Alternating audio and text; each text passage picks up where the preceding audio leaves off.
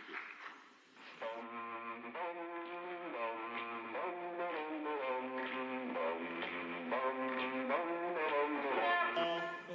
Makes the world go round. Snap, what a happy sound. Snap is the happiest sound I found. But snap makes the world go round. Snap makes the world go round. Well, I say it's crackle, the crispy sound. You gotta have crackle or the clock's not wound. Snap, makes the world go round. I insist that pop's the sound. The best is missing as pops around. Pop makes the world go round. Pop makes the world go round. Pop makes the world go round. And now, introducing your host with the most, Mr. Greg.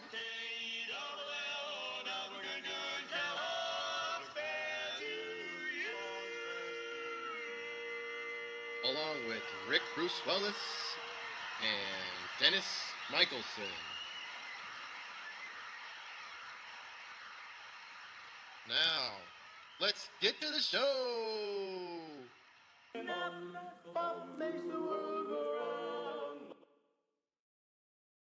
Hey, everybody. Well, first of all, welcome to Snap, Crackle, Pop. But you'll probably notice we're one Greg shy today. Greg gave us the heads up. He was going to be traveling to Japan. So our best wishes and safe travels for Greg. But in the meantime, we're going to have Snap and Pop. And we'll just cover off on the injuries and other news, as well as Dennis is going to give us some players that he would suggest, and we'll catch y'all next week as well with a replacement Crackle just for the 1 week. So anyway, let me go ahead and jump right into the news. First, it's important to know who's on bye this week. This week there's 4 teams: Cleveland Browns, New York Jets, Philadelphia Eagles, and the Tampa Bay Buccaneers. So that's also going to mean players like Jalen Hurts, Baker Mayfield, Justin Fields, Saquon, Quinshon Judkins, all out, as well as A.J. Brown, Devonta Smith, Dallas Goedert. So look to those waivers or look to your bench to see if you have some good replacements. Also, I wanted to point out something that Mike Renner pointed out on Twitter, and it was a historically bad week. Only one of the games was divided by one score. That hasn't happened since 1970. The average margin of victory, at least going into Monday night's game, was a little over 18 points, which was the 8th most of all time. And there were 8 games that featured quarterbacks that were not week 1 starters. A lot of injuries, and of course, the bye week really did impact what our rosters looked like. So let's get into the injuries. Biggest, though, I think, was the Cam Skattebo injury. New York Giants running back, he had a dislocated ankle.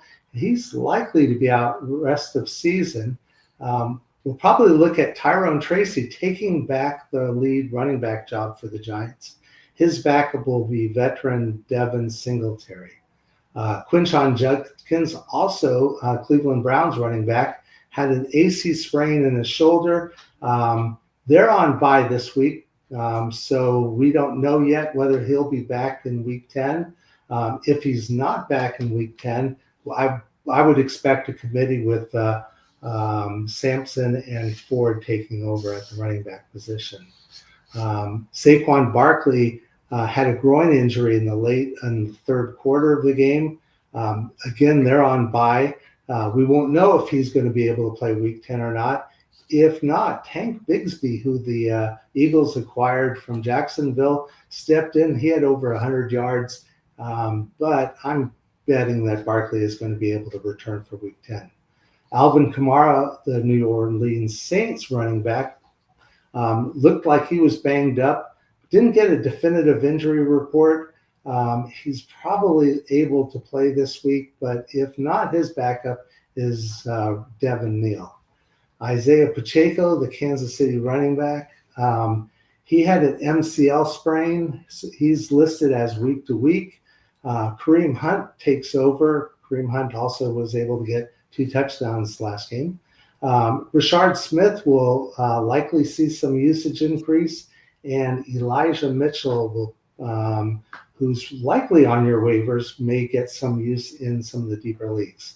Joe Flacco, the Cleveland Browns quarterback, had a sore shoulders,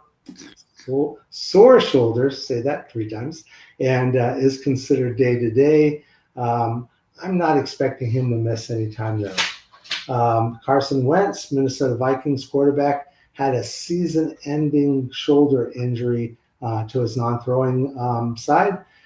J.J. McCarthy will be taking over as quarterback for the Vikings, and Max Brosmer will be the backup in Minnesota.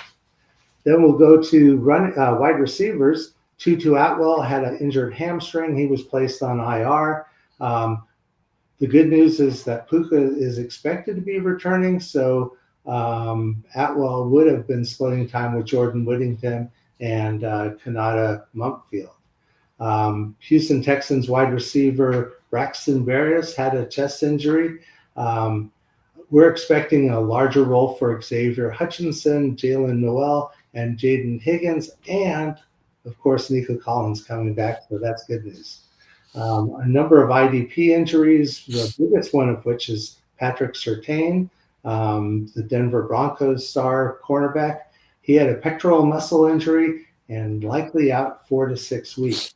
Other injuries included Deshaun Elliott from the Steelers, Ed Oliver, the Buffalo Bills defensive tackle, Carson Schlesinger, the Cleveland Browns linebacker, Durbin Jones. He had the injury in the game for the Chargers.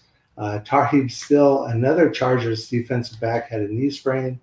And try to end this on relatively good news. As I mentioned, Minnesota Vikings J.J. McCarthy was practicing and could be taking over for the injured Carson Wentz. Lamar Jackson, Kyler Murray, Brock Purdy, all practicing, and Jaden Daniels is expected to practice tomorrow. So they're all looking like returns for Week 9. And Puka Nacua, I mentioned that earlier, he's looking like he's going to be back Week 9. Lastly, there was a benching. The New Orleans Saints benched quarterback Spencer Rattler and started and replaced him with Tyler Shuck. And neither were particularly effective last week, but Shuck has already been named the starter for Week 9. And with that, I'm going to hand this over to Pop, and he'll give us some ideas and some players we should be looking at. Thank you very much, Rick. I'm going to go for the easy picks this week. I was 2-2 last week. Happy with that. Had one of my players, A.J. Brown, that came up lame and could not play. So don't get credit for that as either a win or a loss. And Jackson Dart was QB 14 on the week, so he didn't hurt you there. My Isaiah Pacheco play, though, that one did hurt you. And for that, I apologize. But this week, I'm going to take some low-hanging fruit because we've got so many players that are just recently returned or just returning from injury. So they've dropped out of the top 12 at quarterback and tight end and out of the top 24 at running back and wide receivers. So it makes for easy pickings for the Pop guy this week. And at quarterback, I'm going with Lamar Jackson. I know that's a weak play because you're looking for something exciting out of Pop. I'm taking the win, folks. It's just that easy. Miami 7th worst in giving up points against quarterbacks in fantasy football. The over-under on this 50.5. And the Professor John Bush says this is an easy matchup. And I love easy matchups. And hey, Lamar Jackson, quarterback 2 in points per game. So that's a pick you can't refuse to take. At running back, I kind of thought about going with Kareem Hunt here, but my success and failure on Casey Chiefs running backs this year has been all failure. So I'm going with an easier pick. I'm taking Kamani Vidal. He is the only running back that should get some heavy usage for the Chargers. Tennessee, the second worst in giving up points to opposing running backs. 28.6 fantasy points a game they've been yielding. The over-under in this, though, is only 43.5, and you know that Pop likes those juicy games over 48. So I'm taking a little bit of a reach here, but it is another Professor easy matchup, and I love those. At wide receiver, we're going to slip past that because we got a combo platter play for you that you don't want to miss between my wide receiver and my bonus. So at tight end, oh, it seems so easy also. I'm taking Brock Bowers. He's expected to be back. Jacksonville yielding 14.4 fantasy points per game to opposing tight ends. The over-under in this, a nice 46. The professor has this as an above average matchup.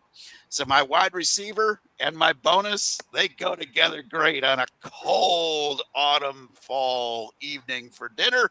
How about serving up some lamb and rice? CeeDee Lamb, Rashee Rice. They both have excellent matchups this week.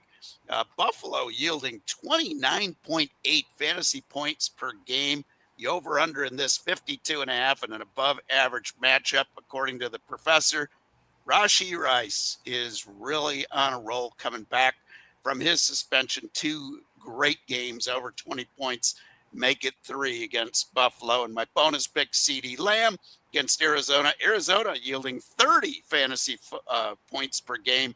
And that over under a juicy 54.